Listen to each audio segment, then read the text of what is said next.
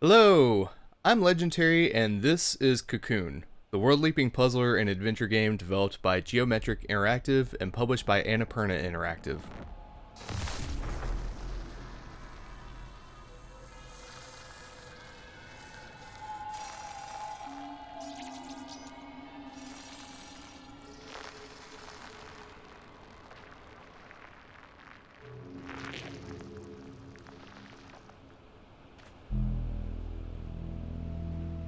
Geometric Interactive are new to the gaming space, but the developers behind the studio's formation are most certainly not.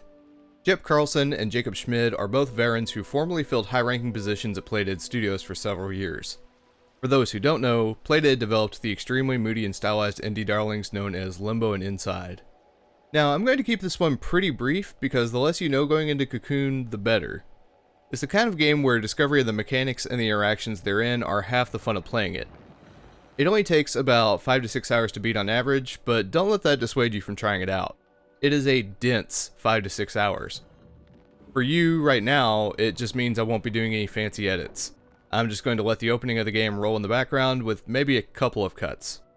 Cocoon is a puzzle game where you play as a tiny mechanical bug man thing. There is no dialogue, as it takes the same show-don't-tell approach that the founding developers' former games used. You alone have to discern what has to be done to progress, and you are left to interpret what's happening in the world around the protagonist for yourself.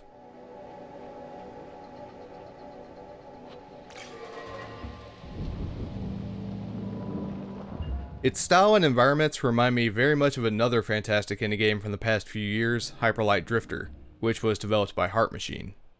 They share a very similar color palette and visual identity with lots of dark, flat pastels and bright contrasting lights. It feels like even beyond the looks of the game, Geometric Interactive may have borrowed more than a few pages from Heart Machine's playbook to build something entirely new.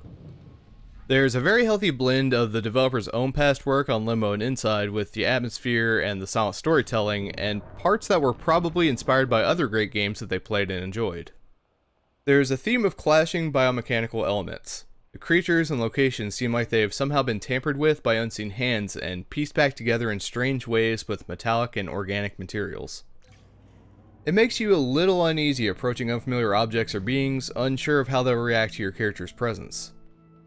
The game definitely isn't scary, but the unfettered eeriness will make you feel like an unwelcome guest in someone else's home.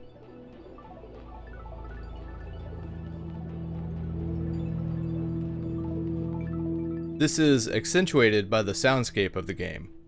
Bassy, electrical thrumming and the sounds of machinery saturate the background of nearly every area. Some of the smaller creatures and moving bits make curiously cute noises, and you're rewarded with gratifying musical jingles played on synthesizer for solving puzzles. It's really endearing, with the intimation that things may be darker than they appear on the surface. The one major mechanic that I'll talk about is the one that the game is foundationally built upon. You'll occasionally find large glass-like spheres that your character can interact with and carry around. Each of these spheres encapsulates an entire world, which you can travel into and out of by placing them at certain terminals found throughout the environments. This world-shifting ability is paramount to solving puzzles and adds a little bit of a Metroidvania twist to the game. If you hit a dead end in one world, you might need to find the means to get past the obstacle inside of a different one. Or you may even have to carry one world sphere into another world. In a way, Cocoon asks you to think on multiple layers of puzzles at once, without becoming too confusing, similar to how the game Patrick's Parabox did last year. At least, until you get close to the finish line. There's also a bit of combat involved, but if combat isn't your jam, don't worry about it.